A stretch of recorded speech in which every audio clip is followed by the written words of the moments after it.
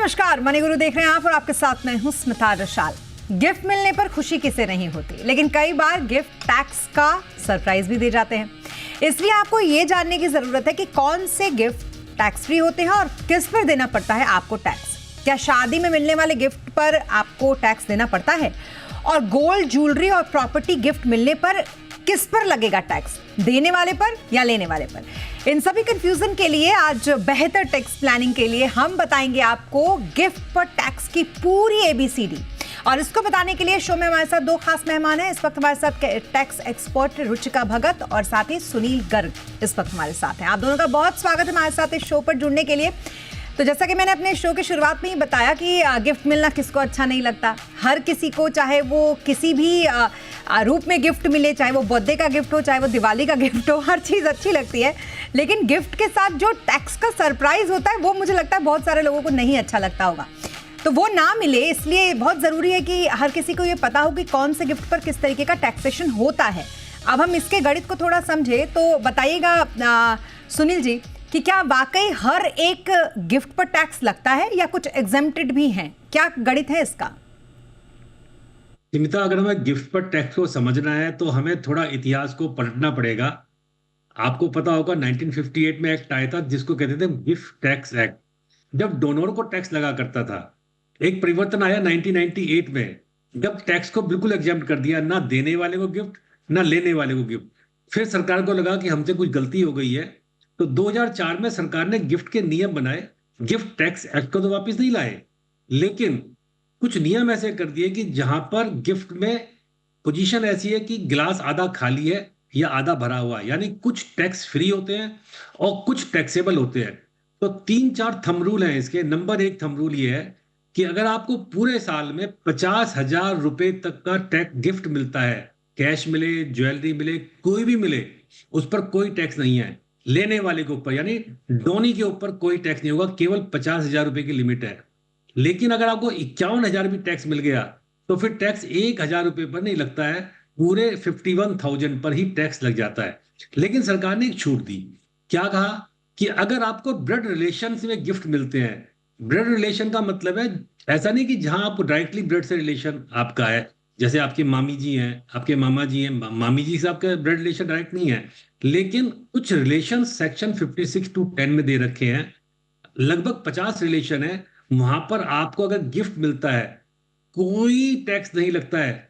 1 लाख मिले, 10 लाख मिले, 50 लाख मिले, ब्लड रिलेशन से आना चाहिए, वो रिलेशन जो इनकम टैक्स एक्ट में दे रखे हैं। और तीसरी, आजकल शादियों का सीजन चल रहा है, बहुत खुशी की बात है, जैसे आपने कहा कि गिफ्ट मिलने पर सबको खुशी होती है। अच्छी खुशखबरी है कि अगर आपको शादी में कोई भी गिफ्ट मिलता है, रिलेटिव से मिले, दोस्तों से मिले, कजिन से मिले, पड़ोसियों से मिले, शगन में मिले, उस पर कोई भी टैक्स नहीं लगता है। लेकिन ये ध्यान रखना है इसमें कि शादियों के सीजन में जो गिफ्ट आते हैं उसका रिकॉर्ड आपको बनाना पड़ेगा। ऐसा नहीं हो सकता है कि आपने गिफ्ट तो ले लिए लेकिन खर्चा नहीं दिखाया। हम प्रैक्टिकली देखते हैं कि लोग गिफ्ट को तो जमा कर लेते हैं, लेकिन जो शादी में एक्सपेंडिचर हुए उस पर लेकर कंफ्यूज हो जाते हैं, उसका रिकॉर्ड नहीं रखते हैं, और बाद में फिर इनकम टैक्स डिपार्टमेंट से उनको नोटिस आ जाता है। पर इसमें भी एक बात याद रखनी है आपको कि अगर आपके एम्प्लॉयर ने गिफ्ट दे दिया, शादी के ऊपर भी दे दिया, उसको लेकर बहुत डिस्प्यूट होता है, क्या वो टैक्सेबल है या नॉन टैक्सेबल है। तो उसको हमेशा सैलरी का परक्विजिट माना जाता है, उस पर टैक्स लग जाता है। तो ये नियम आपको ध्यान रखने हैं। और एक और बात है, जहां आपको वसीयत, इनहेरिटेंस में कोई भी गिफ्ट मिलता है, आपके फोरफादर से मिले, आपके रिलेटिव से मिले या दूसरों से भी मिलता है इनहेरिटेंस में, वसीयत में, तो कोई टैक्स नहीं लगता है। ये मोटे मोटे से थंब रूल है इसके। बिल्कुल। और ऐसे में तो जैसा आपने बताया कि अगर कोई अपने बॉस से नाराज हो तो पता चला उसकी शादी में जाकर उसको एक महंगा सा गिफ्ट दे आए कि लो अब भरो टैक्स तुम, ये गिफ्ट के साथ टैक्स का सरप्राइज भी तुम्हें मिल गया है। बहरहाल हम डराने की कोशिश तो बिल्कुल नहीं कर रहे रुचिका जी, क्योंकि ऑब्वियसली गिफ्ट सबको बहुत अच्छा लगता है और आगे भी गिफ्ट लोग देते रहेंगे और लोग लेते भी रहेंगे। लेकिन फिर भी हम थोड़ा जागरूक करने की कोशिश ये कर रहे हैं कि पता तो चले लोगों को कि गिफ्ट का भी टैक्सेशन होता है।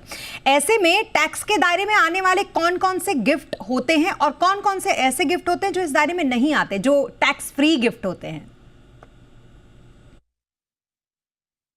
स्मिता, अभी जैसे हमने अभी डिस्कस किया कि जो गिफ्ट है 50,000 रुपए तक तो सबके लिए ही माप है, चाहे आपको घड़ी मिल रही है, चाहे पेंटिंग है, चाहे आर्कियोलॉजिकल है, कुछ भी मिल रहा है आपको, इनफैक्ट इमूवेबल प्रॉपर्टी भी अगर आपको मिलती है तो वो पूरे 50,000 तक पूरी माप है।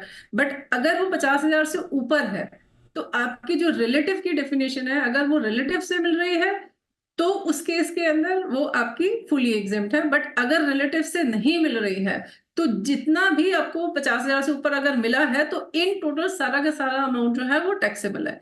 यहाँ पे एक चीज और, जैसे आप कह रहे हैं कि कौन सा टैक्सेबल है और कौन सा नहीं है, तो इसके साथ साथ हमें क्लबिंग के प्रोविजंस को भी ध्यान रखना है। क्योंकि एक चीज तो हो गई कि मुझे प्रॉपर्टी गिफ्ट मिली है, वो टैक्सेबल नहीं है, बट अगर मैं प्रॉपर्टी अपने पास रखती हूँ, मैं आपको इनकम फ्रॉम प्रॉपर्टी गिफ्ट कर देती हूँ, उस केस के अंदर वो टैक्सेबल है, उसमें क्लबिंग लगेगी। इसी तरह से अगर मैं स्पाउस को या फिर डॉटर इन लॉ को कोई प्रॉपर्टी ट्रांसफर कर रही हूँ या फिर कोई इनकम ट्रांसफर कर रही हूँ, अगेन उस केस में क्लबिंग लगेगी और वो टैक्सेबल है। माइनर चाइल्ड के केस में अगर कुछ ट्रांसफर होता है तो भी वो टैक्सेबल है। तो इन सारे केसेस में, और इसके अलावा एचईएफ के केस में, अगर एचईएफ का कोई भी मेंबर अपनी प्रॉपर्टी बिना किसी कंसिडरेशन के एचईएफ में डाल देता है तो भी उस केस में क्लबिंग है और वो टैक्सेबल है। तो बेसिकली ये सारे केसेस के अंदर ये क्लबिंग लगेगी और टैक्सेबल है। इसके अलावा 50,000 रुपए तक आपको गिफ्ट मिलता है तो कुछ भी टैक्सेबल नहीं है। एम्प्लॉयर से आपको अगर कुछ इनकम मिल रही है तो वो गिफ्ट है, मगर फिर भी 5,000 से ऊपर जितना है वो टैक्सेबल है।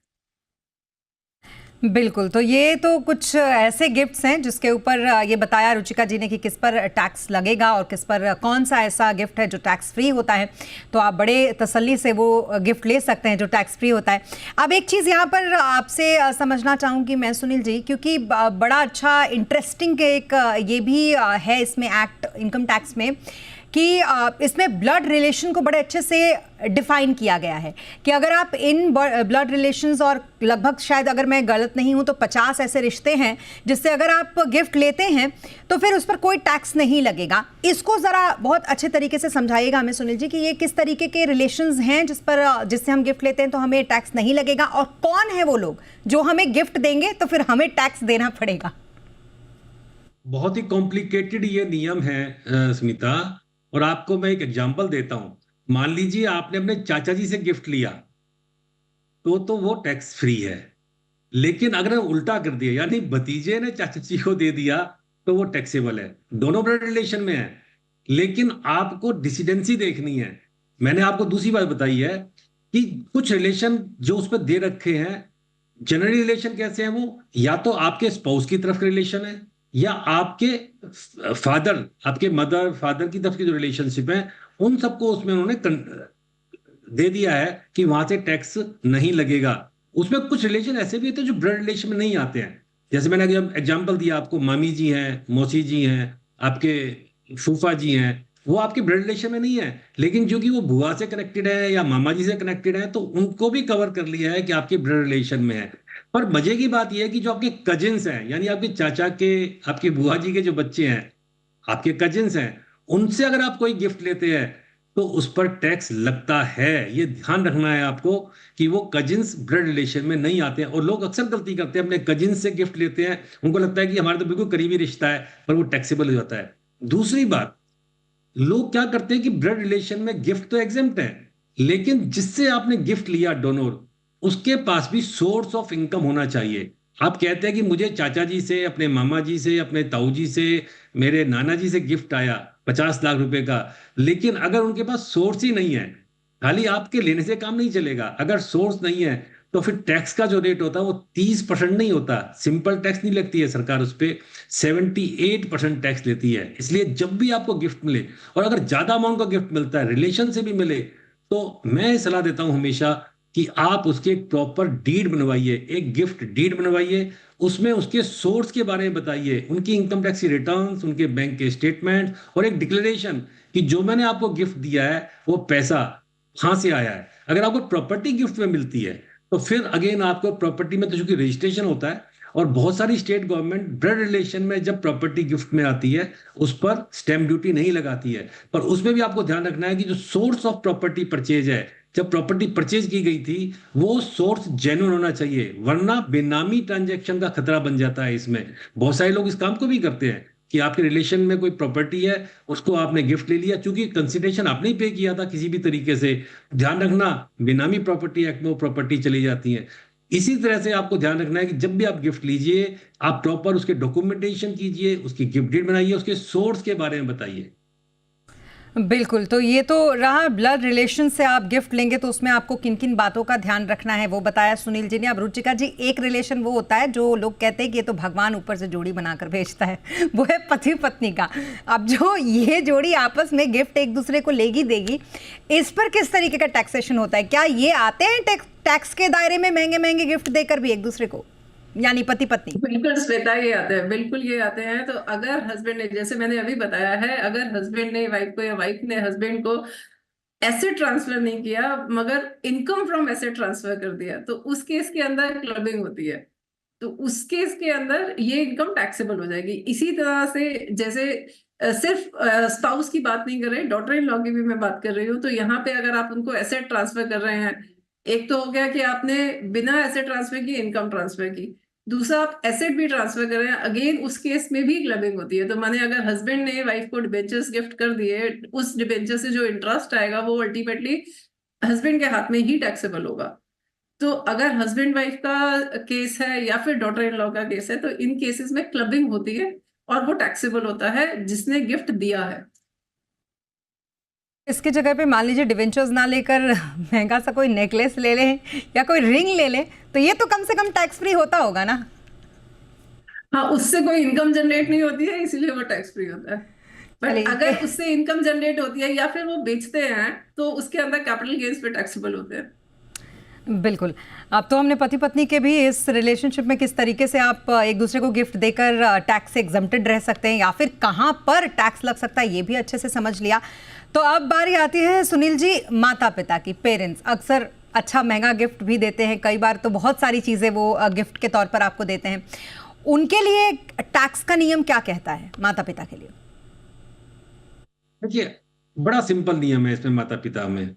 आपको अपने पिताजी की पीढ़ी से कोई भी गिफ्ट आता है, दादाजी से आई, दादी जी से आए, उनके फादर से आए, यानी जो भी आपके रिलेशन आपके पिताजी से आपके पास में आए हैं, उनके ब्रदर से आए, यानी फादर के ब्रदर्स, ताऊ जी, चाचा जी, उनकी सिस्टर से कोई भी आपको गिफ्ट आए, बुआ जी, या उनके स्पाउसी से, यानी ताऊ जी के साथ ताई जी है, चाचा जी के साथ चाची जी है, बुआ के साथ फूफा जी हैं, उनसे कोई भी गिफ्ट आता है वो पूरा का पूरा एग्जेम्प्ट है। इसी तरह से मदर साइड के जो भी रिलेशन है, आपके नाना जी हैं, आपके नानी जी हैं, आपके मामा जी हैं, आपके मामी जी हैं, आपके मौसा जी, आपकी मौसी जी के साथ मौसा जी भी जुड़े हुए हैं, यानी स्पाउस भी जोड़ रखा है। सरकार ने अच्छा काम किया है कि आपका जो रिलेशन है, ब्लड रिलेशन, उसके जो स्पाउस है उनको भी जोड़ दिया है, और उनसे कोई भी आप गिफ्ट लेते हैं उस पर कोई टैक्स नहीं लगता है, जीरो टैक्स लायबिलिटी है। बशर्ते, जैसे मैंने पहले ही बताया था, सोर्स जो होना चाहिए गिफ्ट का वो बहुत ही जेन्युइन होना चाहिए। और अभी जैसे रुचिका जी ने बताया था कि स्पाउस में अगर गिफ्ट का लेन देन कर रहे हैं तो असेट ट्रांसफर अगर आप नहीं कर रहे हैं, खाली इनकम ट्रांसफर कर रहे हैं, नहीं, जब आपने पैसा दिया वो गिफ्ट नहीं है, उस पर कोई टैक्स नहीं है, लेकिन उससे कोई इनकम जनरेट होगी तो वो टैक्सेबल हो जाएगी, क्योंकि धारा है 64 क्लबिंग प्रोविजन के तहत। या कोई भी जो वाइफ है वो ये मांगेगी ही नहीं, क्योंकि उसे मालूम है कि अगर ये मांगा तो ये क्लॉज बताकर बहाना एक बन सकता है, तो फिर वही गिफ्ट मांगा जाएगा जो पारंपरिक तौर पर अक्सर पत्नियां अपने पति से मांगती हैं, और आजकल तो पत्नियां भी अच्छे अच्छे गिफ्ट पतियों को देती हैं। बहरहाल और भी आपसे समझेंगे कि कहां पर किस तरीके का गिफ्ट लगेगा, लेकिन रुकेंगे यहां पर एक छोटे से ब्रेक के लिए। उसके बाद आपको बताएंगे कौन से गिफ्ट ऐसे हैं जिस पर लेना आपके लिए पड़ सकता है टैक्स के लिहाज से भारी, या फिर देना भी पड़ सकता है टैक्स के लिहाज से भारी। रुकेंगे एक छोटे से ब्रेक के लिए।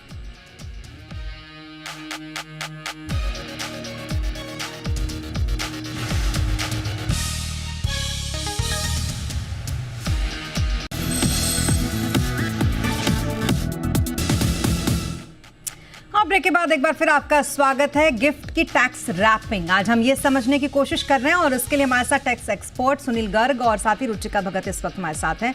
रुचिका जी, शो की शुरुआत में ही शादी पर किस तरीके से अगर आपको कोई भी गिफ्ट मिलता है तो उस पर टैक्स लगता है नहीं लगता है, ये तो हमें सुनील जी ने बताया। अब जरा मैं आपसे भी जानना चाहूंगी कि शादी पर जो मिलने वाले गिफ्ट्स हैं उस पर टैक्स का नियम क्या कहता है? कुछ भी दे दो गिफ्ट के तौर पर सब माफ है, सब एग्जम्प्टेड है? जी बिल्कुल। इनफैक्ट एक शादी ही ऐसी चीज है, मैंने आप बर्थडे पे गिफ्ट दे रहे हैं तो वो भी इनकम फ्रॉम अदर सोर्सेज में टैक्सेबल होगा। बट शादी एक ऐसी चीज है, अगर आप शादी में सगन में कुछ भी देते हैं तो वो जो है वो एग्जेम्प्ट है, वो टैक्सेबल नहीं है। एक्सेप्शन एक थी एम्प्लॉय एम्प्लॉय रिलेशनशिप की, वो हमने डिस्कस की। बट एक चीज मैं यहाँ पे बताना चाहूंगी, अगर आप कैश गिफ्ट दे रहे हैं और कैश गिफ्ट जो है वो 2 लाख से ऊपर का है, तो हमारा 269 एसटी लग जाता है, तो वो हम 2 लाख से ऊपर किसी को कैश गिफ्ट नहीं दे सकते। तो ये बहुत ध्यान में रखना, आप शादी में किसी को कुछ भी गिफ्ट देते हैं वो टोटली एग्जेम्प्ट है उनके हाथ में, मगर कैश गिफ्ट 2 लाख से ऊपर का नहीं होना चाहिए। ये हमें ध्यान में रखना है हमेशा। ओके। लेकिन ये ना थोड़ा सा ऐसा पार्ट है कि हर किसी को ये जानना होता है कि जो कैश गिफ्ट अगर मिलता है, सिर्फ शादियों में ही नहीं, वैसे भी आमतौर पर सुनील जी, अगर कैश गिफ्ट के रूप में आपको मिलता है तो उस पर टैक्स के नियम क्या कहते हैं? ये मुझे लगता है बहुत सारे लोगों के मन में ये सवाल होगा। मैं चाहूंगी थोड़ा और, आप इसको, रुचिका जी ने तो बताया ही, आप थोड़ा आप भी इस पर रोशनी डालिए कि इस पर क्या कुछ कहते हैं टैक्स के नियम। देखिए, अभी रुचिका जी ने बड़ी अच्छी बात बताई है कि आपको शादी में गिफ्ट मिला, 2 लाख रुपए से अगर आपने ज्यादा लिया तो वो ट्रांजेक्शन 269 एसटी में चली जाती है। गिफ्ट तो एग्जेम्प्ट है, लेकिन सवाल ये उठता है कि आपको अगर शगन मिलते हैं, शगन के लिफाफे मिलते हैं 2100, 5100, 11,000 के, तो उनका क्या होगा? तो उसके लिए बहुत डिबेट रहती है हमेशा। परंतु उस केस में भी अगर आपने पूरा रिकॉर्ड बनाया है कि कौन देने वाला था, किसने लिया और उसका क्या नाम था, और शादी का कार्ड भी आपको ऑफ कोर्स रखना चाहिए, शादी कहाँ पर हुई थी, तो वो एग्जेम्प्ट हो जाता है। दूसरी बात आपको एक और याद रखनी है कि शादी में दुल्हा दुल्हन को जो गिफ्ट मिलते हैं वही एग्जेम्प्ट है। बहुत सारे लोग गलती क्या करते हैं कि वो अपने नाम से गिफ्ट ले लेते हैं, पेरेंट्स अपने नाम से गिफ्ट ले लेते हैं, वो एग्जेम्प्ट नहीं है। उस पर तो नॉन रिलेटिव वाला क्रॉस लग जाएगा, क्योंकि शादी को विशेष छूट दी गई थी कि आप किसी से भी गिफ्ट ले लीजिए और आपको हम छूट दे देंगे। तो आपको 3 बातों को याद रखना। नंबर 1 बात, कैश गिफ्ट आप किसी एक आदमी से दे रहे हैं तो 2 लाख ज्यादा नहीं होना चाहिए। दूसरा, अगर आपको शगन में मिलता है पैसा, उसका प्रॉपर रिकॉर्ड आप रखिए, देने वाले का, लेने वाले का भी, शादी के कार्ड भी रखिए। और जो आपने एक्सपेंडिचर किए हैं शादी में, ऑफकोर्स आपने कहीं भी शादी की होगी, उसका भी आपको अकाउंट रखना पड़ेगा, तभी आपको छूट मिलेगी, वरना छूट नहीं मिलेगी। ओके, ये आपने बहुत अच्छा पॉइंट यहाँ पर रखा सुनील जी। मुझे लगता है बहुत सारे लोगों को ये आज ये बात समझ में आई होगी। लेकिन रुचिका, एक और बात मुझे बताइए कि गोल्ड, ज्वेलरी, प्रॉपर्टी, इस तरीके के जो गिफ्ट होते हैं, ये अगर हम लेते हैं तो क्या लेने वाले पर गिफ्ट लगेगा या जो देता है उस पर गिफ्ट, उसको टैक्स देना पड़ेगा? ये इस तरीके के गिफ्ट में टैक्सेशन किसकी तरफ से होता है? देखिए, गिफ्ट जो है हमेशा रेसिपिएंट के हाथ में टैक्सेबल होता है। एक चीज, आप गोल्ड की बात कर रहे हैं तो वही प्रोविजन है, शेयर्स की, क्रिप्टो करेंसी, कैश है, कुछ भी है उसमें यही प्रोविजन लगता है। जब हम अचल संपत्ति की बात करते हैं, दैट इज इमूवेबल प्रॉपर्टी की बात करते हैं, तो उसके अंदर थोड़े से प्रोविजन अलग हो जाते हैं। थोड़े से प्रोविजन इन द सेंस कि अगर आपकी स्टैंप ड्यूटी वैल्यू जो है वो 50,000 से कम की है, तो उस केस के अंदर वो गिफ्ट जो है, अगर प्रॉपर्टी ट्रांसफर हो रही है तो वो टैक्सेबल नहीं होगा। बट अगर स्टैंप ड्यूटी वैल्यू जो है वो 50,000 से ऊपर की है, तब उस केस में वो टैक्सेबल होगा। इसी तरीके से कई बार ऐसा भी होता है कि मैंने आपको प्रॉपर्टी जिसकी स्टैंप वैल्यू ज्यादा थी मगर आपको सस्ते रेट पे बेच दी, तो ये जो डिफरेंस है, अगर आपकी स्टैंप वैल्यू जो है 110% ऑफ परचेज प्राइस से ज्यादा की है, या फिर स्टैंप वैल्यू और जो आपने बेचा उसका जो डिफरेंस है वो 50,000 रुपए से ज्यादा का है, तो इस केस के अंदर जो जितना डिफरेंस है, माने आपका अगर 10 लाख की प्रॉपर्टी थी और आपने 8 लाख रुपए में बेच दी, जो 2 लाख रुपए है वो भी गिफ्ट की फॉर्म में टैक्सेबल हो जाएगा अदर सोर्सेज के अंदर। ओके, तो ये बहुत ज़रूरी क्लैरिफिकेशन था जो यहाँ पर मैंने आपसे लिया, क्योंकि बड़े सारे लोग इसको लेकर कंफ्यूज रहते हैं। अब सुनील जी, एक कंफ्यूजन लोगों के अंदर ये भी रहता है कि डीड बनानी क्यों ज़रूरी होती है? क्या डीड सिर्फ चल संपत्ति के लिए बनानी चाहिए या नहीं बनानी चाहिए, या फिर अचल संपत्ति के लिए डीड बहुत ही ज़्यादा ज़रूरी है कि बनानी चाहिए? इस कंफ्यूजन को भी ज़रा क्लियर कीजिएगा। देखिए, अगर अचल संपत्ति आप गिफ्ट में कर रहे हैं, अभी रुचिका जी ने बताया था कि उसमें तो नियम बिल्कुल ही अलग है। और चूंकि ट्रांसफर ऑफ प्रॉपर्टी एक्ट कहता है कि कोई भी अचल संपत्ति 100 रुपए से ज्यादा, 100 रुपीज से ऊपर की कोई भी प्रॉपर्टी होती है, उसका बिना रजिस्ट्रेशन ट्रांसफर नहीं होता। तो उसके लिए तो बाई डिफॉल्ट आपको गिफ्ट डीड बनानी पड़ेगी। और जैसे मैंने शुरू में भी बताया था कि बहुत सारी स्टेट गवर्नमेंट्स जब ब्लड रिलेशन में गिफ्ट में कोई प्रॉपर्टी आती है तो उस पर स्टैंप ड्यूटी भी नहीं लेते हैं। तो इसलिए आपको प्रॉपर स्टैंप ड्यूटी के साथ या बिना उसके रजिस्ट्रेशन करवाना जरूरी है, वरना प्रॉपर्टी ट्रांसफर नहीं होगी।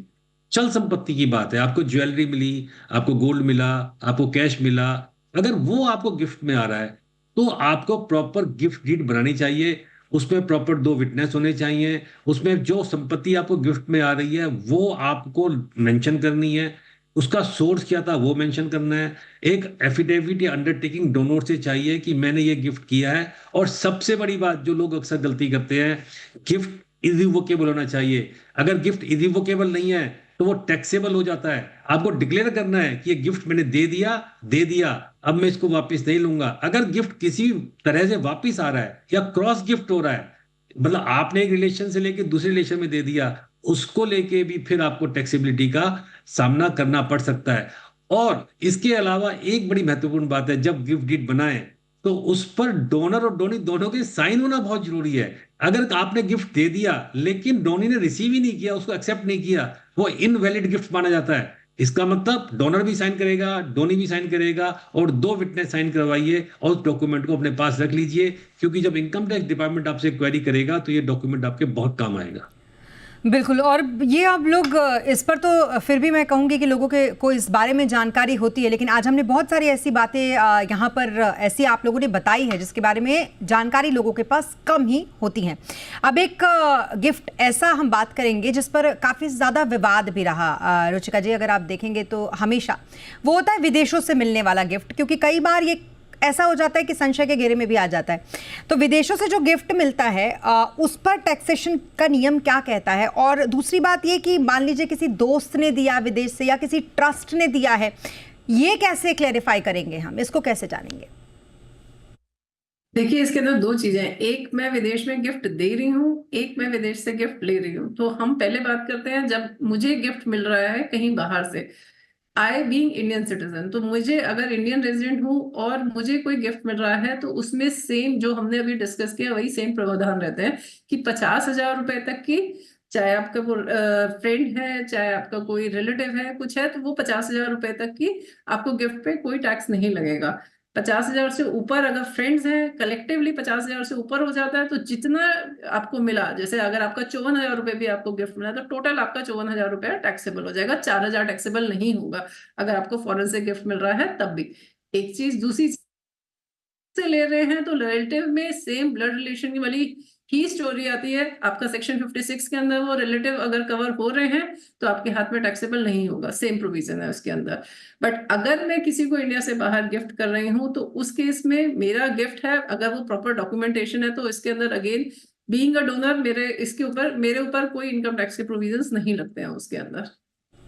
ओके, तो फिर ये विदेशों से आप जो गिफ्ट आपको मिल रहे हैं या जो आप दे रहे हैं उसके ये नियम जो रुचिका जी ने आपको बताया। अब एक और बहुत इंपॉर्टेंट वेरी शॉर्ट में बताइएगा सुनील जी, ये कि हम जो सोशल मीडिया पर अक्सर देखते रहते हैं कि एक ऐड जैसा चलता रहता है कैंपेन जिसमें लोग डोनेशंस हमसे मांगते हैं, इस पर टैक्सेशन का नियम क्या कहता है?